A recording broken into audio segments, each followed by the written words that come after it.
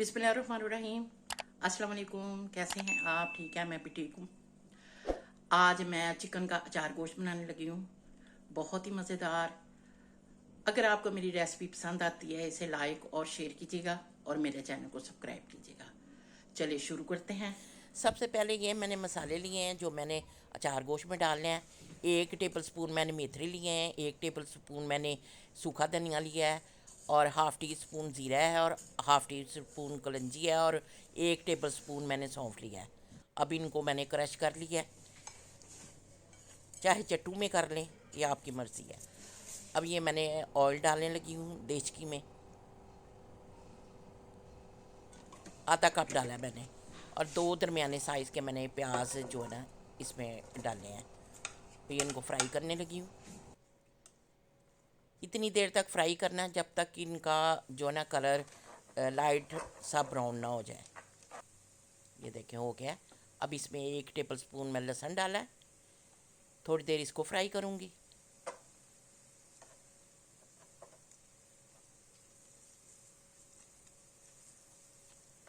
और इसके बाद जो है ना ये अदरक है इसको करूँगी। इनको फ्राई करने का ये मकसद होता है कि कच्चापन जो है ना वो ख़त्म हो जाए।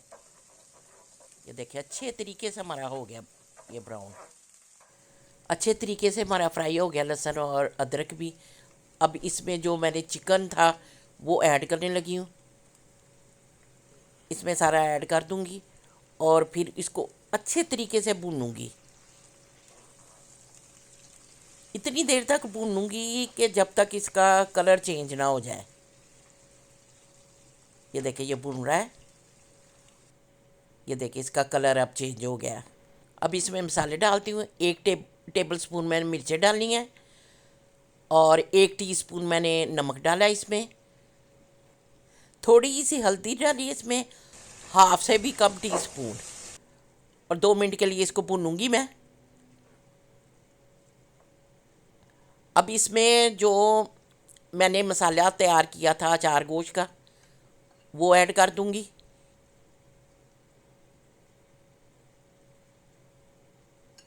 वो मैंने ऐड कर दिया इसमें। अब 2 मिनट इसको फिर भूनूंगी। अब इसके साथ ये मैंने 3 टमाटर लिए थे, इनका पेस्ट बनाया था, ये इसमें मैंने डाल दिए हैं, और साथ ही 1 कप दही है ये मैंने इसमें डाल दिया। मिक्स करने के बाद इसको मैं कवर कर दूंगी और पकने दूंगी। ये मैंने ऊपर ढक्कन लगा दिया, अभी इसको पकने दूंगी। ये देखें ये मेरा अचार गोश्त पक रहा है।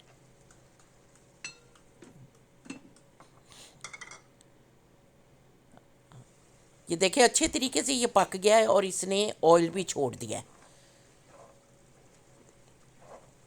ये देखें अच्छे तरीके से ये भुन गया। अब थोड़ा सा इसमें पानी ऐड कर दूंगी कि मज़ीद ये गल जाए, क्योंकि अचार गोश्त जो है ना गला ही अच्छा लगता है।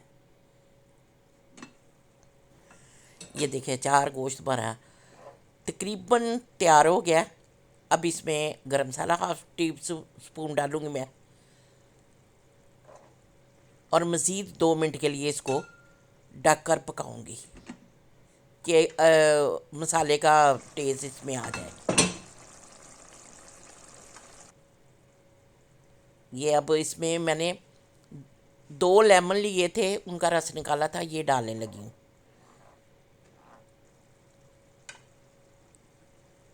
और ये सब्ज़ मिर्चें हैं, इनका फ्लेवर बहुत ही अच्छा लगता है अचार गोश्त में। और ये हरा धनिया डाल दिया लास्ट में मैंने। अब इसको मज़ीद 2 मिनट के लिए पकाऊंगी कि इसका फ्लेवर आ जाए हरी मिर्चों का अचार गोश्त में।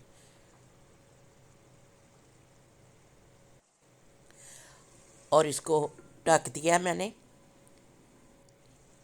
ये देखें बहुत ही मज़ेदार हमारा अचार गोश्त तैयार हो गया है, बहुत ही टेस्टी। रोटी ले लें या नान ले लें, ये आपकी मर्ज़ी है। बहुत ही मज़ेदार अचार गोश्त बना है। अब चाहे इसे आप चपाती घर में बना लें या बाहर से नान मंगवा लें, बहुत ही मज़ेदार। मेरी रेसिपी को लाइक और शेयर कीजिएगा और मेरे चैनल को सब्सक्राइब कीजिएगा। और मुझे कमेंट्स में बताइएगा कि आपको मेरी ये रेसिपी कैसी लगी है। फिर मिलूंगी नई रेसिपी के साथ। दुआओं में याद रखिएगा। अल्लाह हाफिज़।